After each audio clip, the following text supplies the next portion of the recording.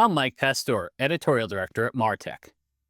What follows is an AI-generated audio deep dive on marketing on the LinkedIn platform. The content is based on the popular Marketing on LinkedIn, What You Need to Know article on martech.org. If you visit that page, you'll also have the ability to customize its content based on your job role using our Martech bot. We hope you find this useful to your work. And thanks for being part of the Martech community. Welcome to the deep dive. Today, we're really zoning in on LinkedIn. You know, it's way more than just putting your resume online these days. Oh, absolutely. We've got this comprehensive guide from martech.org, and we're going to pull it apart. Our mission, basically to find the most important updates, the strategies you really need to know to, well, boost your marketing on LinkedIn. Yeah. Doesn't matter if you're already deep in it or just, dipping your toes in.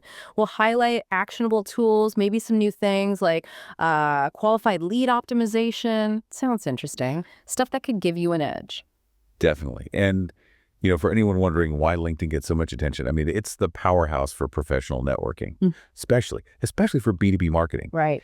Think about generating leads, building your brand awareness, maybe becoming a thought leader. LinkedIn's right there in the middle of it all. The scale is just huge, isn't it? It's staggering. Over 830 million users globally and 180 million just in the US. But it's not just the numbers. It's who is on there. Professionals. Exactly. Professionals, decision makers. You've got like 61 million senior level influencers, 65 million people with actual buying power. Wow. And they're active. 310 million using it every month, and 40% log in daily. Daily. Okay. Yeah. And if you need more proof, look at the ad revenue. It's projected to jump from, nearly $6 billion in 2022 to over $10 billion by 2027. That's massive growth. It is. It just shows you really can't afford to ignore it if you're serious about reaching that professional crowd. That really paints a picture. And it's funny, LinkedIn has this specific vibe, doesn't it? Professional, a bit formal. The Martech article mentions that culture. Sometimes scrolling. Yeah, it does feel a bit like reading press releases one after another. Yeah. But maybe that's the opportunity. If you can bring in a genuinely different, engaging brand voice, Right. well, you really stand out in that sea of formality. That's a great point. Injecting personality. Yeah. And then there's the lingo, right? You hear engagements all the time. Likes, comments, shares, and senior level influencers, decision makers. You kind of have to know who they are and how the platform thinks about reaching them. And LinkedIn gives you this whole suite of tools to build that presence. It really starts with your company page. The foundation. Exactly. It's not just a profile. It's your brand's home base. Helps with your visibility, even your Google ranking, Okay. And it's where you share content. But the key is sharing stuff your audience actually wants. Good blog posts, industry news, maybe some real thought leadership, not just, company announcements. It needs to be valuable. Absolutely. And it's about community, too. Right. Responding to comments, actually talking with people, not just at them. Right. Okay, so that's the organic side. But if you want to push things further, there are LinkedIn ads, and it seems like a really diverse setup. It is quite sophisticated. You've got sponsored content basically boosting your normal posts, then simple text ads in the feed, in-mail ads for direct messages, dynamic ads showing personalized stuff. And I thought the thought leader ads were really interesting. Yeah, those stand out. Where it's an employee or an expert's post, but the company promotes it, the article says they get much higher click-through rates. Makes sense. More authentic, maybe. Feels that way, yeah. Yeah. A personal recommendation. And they even have ads specifically for live events, including video previews. And behind all that is the targeting. It's incredibly detailed. That's what I was saying. You can get really specific. Totally. Beyond just demographics like job title, you can target based on interests, company details like size, industry, seniority level of the person. Wow. And even what they do, like have they visited your site, filled out a lead form, attended an event? That's powerful. It is. And then there are these accelerate campaigns. They seem designed to be quicker, maybe easier, focused on specific goals like leads or website clicks. They even use AI for content ideas. Okay. But as the article notes, if you need that really fine-tuned control, you probably still want the standard campaign options, more customization there. Gotcha. Now, switching gears slightly for the sales teams, there's LinkedIn Sales Navigator. Sounds like a must-have for them. Oh, definitely. If you're in sales, it's designed specifically for finding and engaging prospects. How so? Well, it has advanced search filters, way beyond the standard search. You get deeper profiles, lead recommendations popping up based on what you're looking for. Smart. Yeah, and you can organize leads into lists, collaborate with your team on who's contacting whom. Plus, it plugs into their other sales tools, makes the whole process more strategic. Okay, so you're doing all this activity, posting, running ads, using Sales Navigator. How do you know if it's working? Analytics. LinkedIn Analytics is crucial. It's your dashboard for measuring effectiveness. What kind of insights do you get? You see who your audience is, demographics, behavior, how your content is doing reach, that's unique viewers, impressions, total views, and engagement, the interactions. Clicks, comments, shares. Exactly. And for your ads, you track click-through rates, conversions, cost per lead, really important metric. Benchmarking, I saw that mentioned. Yeah, that's useful. You can compare your performance against others in your industry, see where you're strong, where you might need to improve, and you can create custom reports to focus on what matters most to your goals. Makes sense. Now, what about LinkedIn Stories? That feels a bit different. It is. More casual, like on other platforms, short, visual updates that vanish after 24 hours. So good for quick updates, behind-the-scenes stuff. Exactly. Showing company culture, maybe running a quick poll or a time-limited promotion.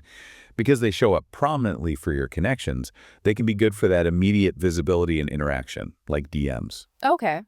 And then showcase pages. How are they different from the main company page? Think of them as specialized mini pages. So if you have a specific product line or a major initiative, you can create a dedicated showcase page for it. So you can tailor the message more. Precisely. Tailored content for a really specific niche audience. The idea is you get better engagement and maybe more qualified leads for that particular thing. Got it. And LinkedIn Live, real-time video. Yeah, bringing live interaction to the platform. Great for things like Q&As, showing what happens behind the curtain, doing live product demos. Sounds engaging. It really can be. Yeah, it's that direct connection. And think about lead gen. You could offer exclusive content for people who sign up, run a contest live, or just see who's really engaging in the chat. Those are potentially warm leads. Good point. And what about using your own employees? Employee advocacy. Huge potential there, often underutilized. Yeah. Your team can be amazing amplifiers for your marketing. But you need a plan, right? Definitely. The article stresses that. You need to provide some training on how to share effectively, maybe use content calendars so it's coordinated, and importantly, recognize and reward them for participating. Keeps them motivated. Yeah, and it's great for company culture too. Plus, messages from real employees often feel more trustworthy. True. Okay, last one on the core tools list. LinkedIn groups. Joining groups relevant to your industry or target audience. It's about networking, building relationships. Not just joining, but participating. Absolutely. Sharing expertise, answering questions, being a helpful resource. That's how you build credibility and make connections within those specific communities. Okay, that covers the main tools. Now let's talk tips and recent updates. The article really emphasizes video. Loud and clear. Video is king on LinkedIn now. The stats were pretty convincing. Yeah, like 63% of B2B buyers find short social videos helpful. And trust in influencer-led video is really high, around 80%. Wow. And video uploads are way up. 34% year-over-year increase. It's the fastest growing format. If you want attention in that feed, video's often your best bet. And related to that, influencer marketing seems to be gaining traction on LinkedIn too. It does, yeah. Especially for that consideration phase when buyers are evaluating options. The key thing, though, is expertise. Right. B2B buyers want real subject matter experts. Exactly. Over half prioritize subject expertise. And expert content builds trust. 2/3 of buyers agree with that. Interesting that the adoption is still relatively low compared to other platforms. It is. Only about 12% of brands prefer LinkedIn for influencers right now, which, like you said earlier, could be a real opportunity. The Typeform example they gave, partnering with Brandon Smithrick, showed it can work really well. So beyond video, what other formats does the algorithm like that maybe people aren't using enough? Well, the article highlights a few underused gems. Polls apparently get the highest reach. Really? But they're not used much. Least used, yeah. Yeah. Weird, right? But maybe easy to implement. Then carousels, those multi-image posts, they perform best for engagement, interactions, and clicks. Okay, carousels are good. Definitely worth trying. So while video gets priority, mixing in polls and carousels could give you a nice visibility boost. Good tip. Now something new. Post boosting for lead generation. Yeah, a simpler way to get leads. When you boost a post now, you can choose lead generation as the goal and attach a lead form directly. Sounds quick and easy. It does. Good for capturing interest right there. But again, the article points out that for really specific targeting, you'll still get more options in the main campaign manager. Right, makes sense. Speaking of campaign manager, there's this new company's hub. What's that about? Seems like a big deal for account-based marketing, or ABM. It's basically a dashboard to see how specific companies on your target list are interacting with your stuff. Ah, so tracking engagement at the company level, not just individuals. Exactly. Helps you prioritize which accounts to focus on, maybe figure out why some are engaging, and measure your ABM campaign success more accurately. What can you do with it? Things like finding new target accounts, boosting brand awareness within specific companies, generating leads from them, running full funnel campaigns aimed at those accounts. And you can create dynamic or static lists of companies based on how they engage. Lots of strategic potential there. Sounds powerful for ABM. And more video updates too? Yep, they're really leaning into video. Full screen vertical videos coming to desktop. They're testing bigger video displays on mobile. Videos showing up more in search results, sometimes in a swipeable carousel. New analytics too, like average watch time. So you can see how long people are actually watching. Yeah. And they're even offering mini courses on how to create good video content. It's all driving towards that 36% jump in video watch time they saw year over year. They want more video creators. Clearly. Okay, let's talk data and measurement. Conversions API, CAPI, and the Revenue Attribution Report, RAR. Sounds technical. A little, but really important for proving value. CAPI lets you securely connect your own data, like website conversions, maybe even offline sales data, back to LinkedIn. Why would you do that? Better attribution. You can see more clearly which LinkedIn activities led to actual results. Helps optimize campaigns, improve ROI. The stats they report are pretty impressive, like average 31% increase in attributed conversions for users. And lower costs? Yeah, lower cost per action, lower cost per qualified lead, significant drops. Okay. And the RAR, the Revenue Attribution Report. That's getting an update too. Now you can look at your CRM data over a full year, 365 days. It's a longer view. Right. Helps you connect your LinkedIn campaigns directly to actual business outcomes, revenue generated, pipeline build. They're even testing ways to track how specific customer engagements impact revenue down the line, tying it all together. Wow, that's closing the loop. And Campaign Manager itself got more updates. Yeah, quite a few usability and feature enhancements. There's a media planner now. What does that do? Helps you forecast results before you launch a campaign. Predicts things like ROI, reach, leads, cost per result. So you can make smarter choices about audience, budget, all that. That sounds incredibly useful. Seems like it. Also, easier duplication of ads across campaigns, dynamic UTMs to automate tracking codes. Oh, that's handy. Yeah.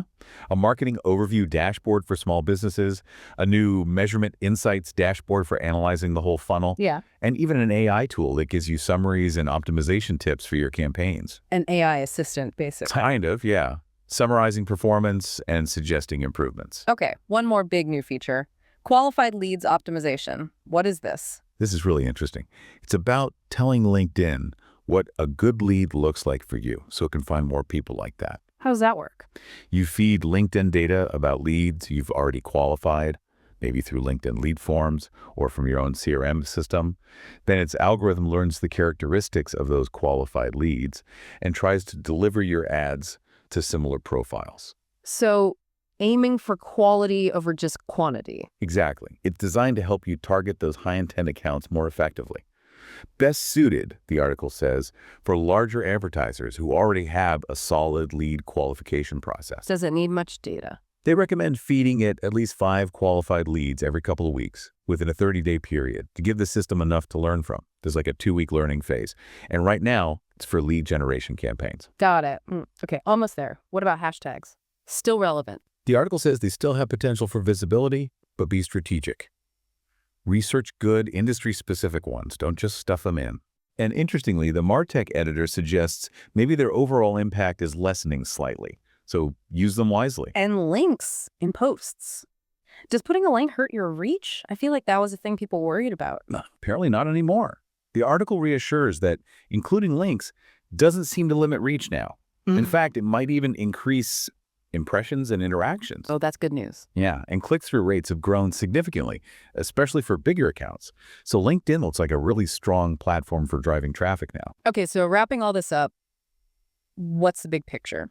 Well, it's clear LinkedIn isn't just standing still. It's a really dynamic, evolving platform for marketers.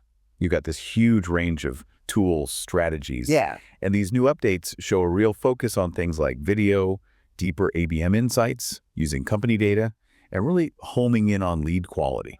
It's all geared towards helping you connect better with that professional audience, get better leads, and build real brand authority. Absolutely.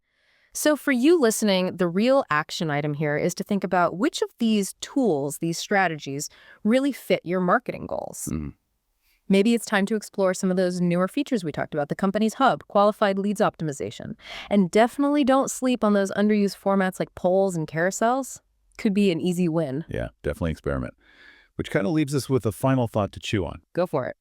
With LinkedIn pushing video so hard, focusing on engagement, bringing in deeper data integration, focusing on lead quality, how is all this going to change B2B marketing fundamentally in the next few years? And maybe more importantly, what new skills do marketers like you need to develop to really stay ahead and succeed on this platform as it keeps evolving? That is something to think about. A lot happening on LinkedIn.